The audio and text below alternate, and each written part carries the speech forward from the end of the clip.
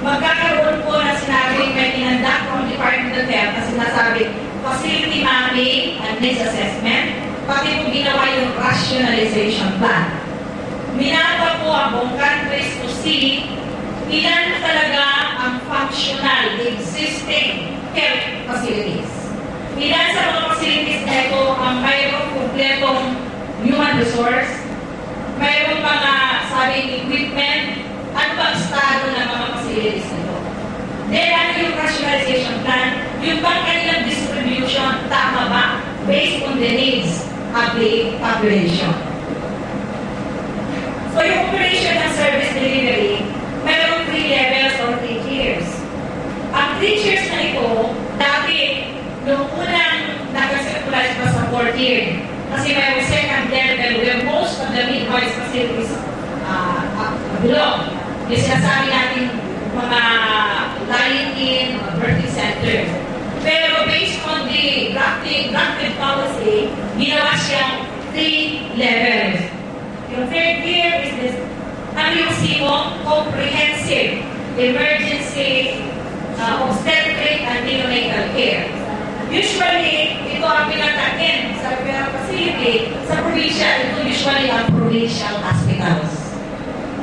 Bakit comprehensive? Mamaya na po. Ang next level, provincial hospitals or a DOH or a private hospital.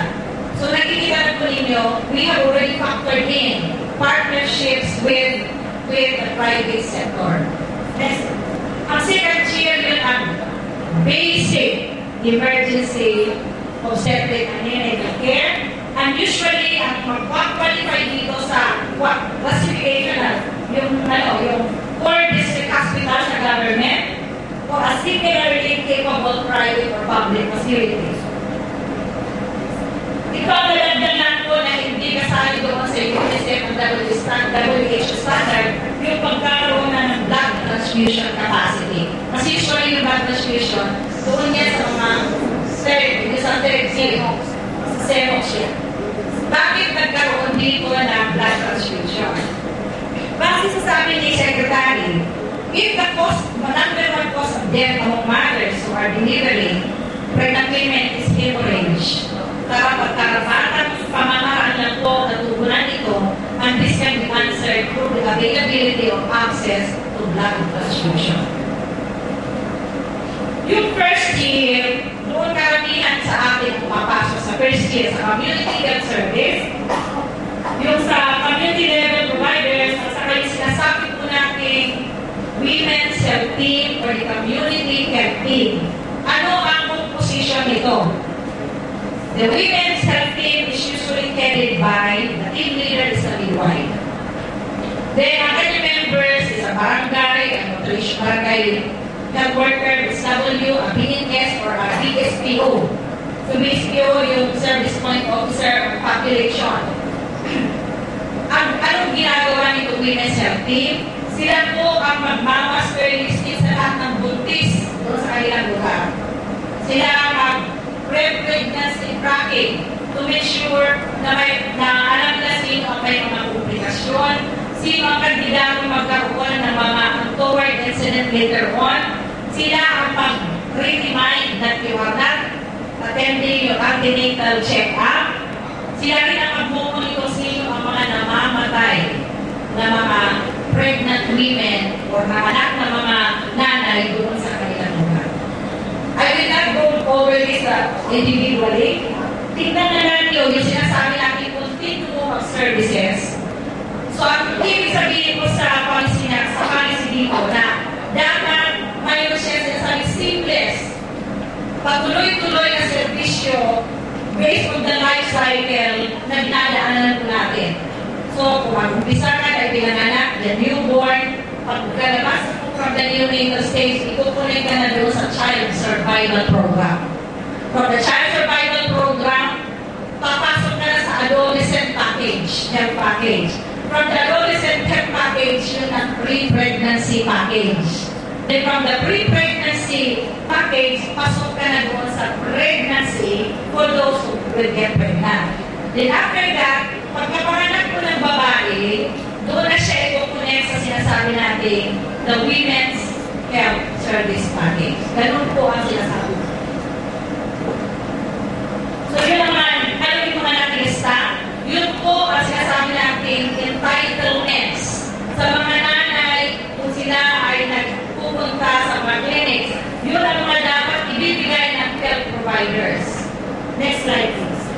Ayun po, pumasok ang newborn kasi postpartum at postnatal care na po siya. Bibigyan tayo dito ng supya pero pag kailangan po mag-under ko ng training bago bigyan kayo ng manual on how to do it. Next slide please. So, the DOH shall support the local implementation of the mentioned strategy. So, paano dito papasok ang private sector? Di ba sinabi kanina, kung sa isang lugar, mayroong private sector na mag-provide ng services tapos walang available na public, then we can partner with you.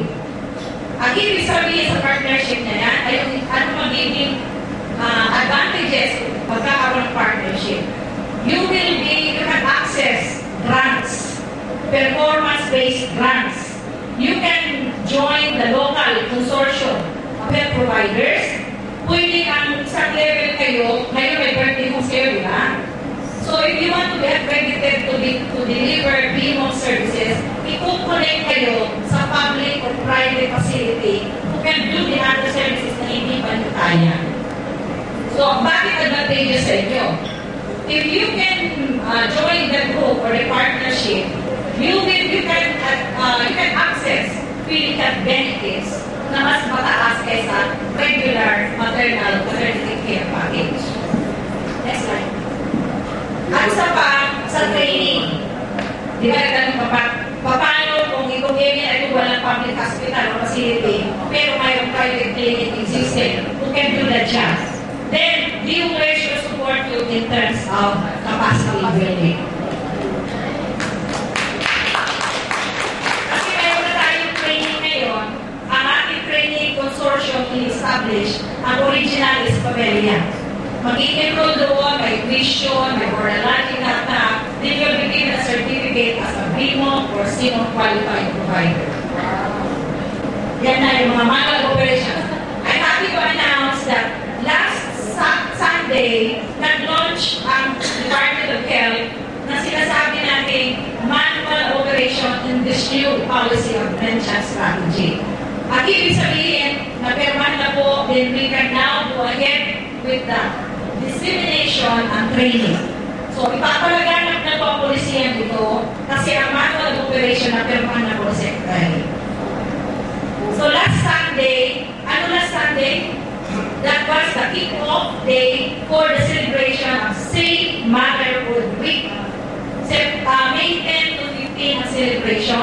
It was conducted simultaneously throughout the country in all the different regional health offices.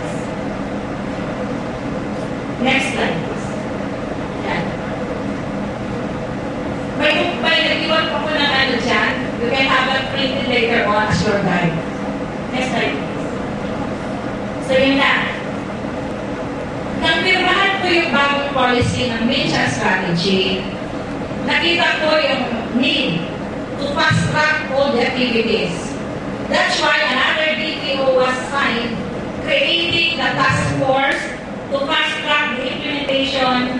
Yung sinasabi policy is Administrative Order number 2008-0029. So, that is AO number 2009-09-186.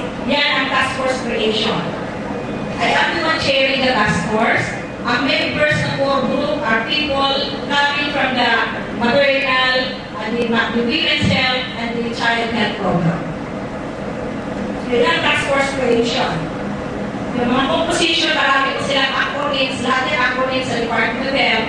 NCDPC is where I belong, National Center for Disease Prevention and Control. So, mayroon po sinasabi, additional information sinasabi ni Pap kanina na, we are happy to announce at the level of the Secretary, who is also happy to chair the PhilHealth Board of Directors, yung ating maternal maternity care package has already been increased from the original amount of 4,500, divided na mga initial yung na-access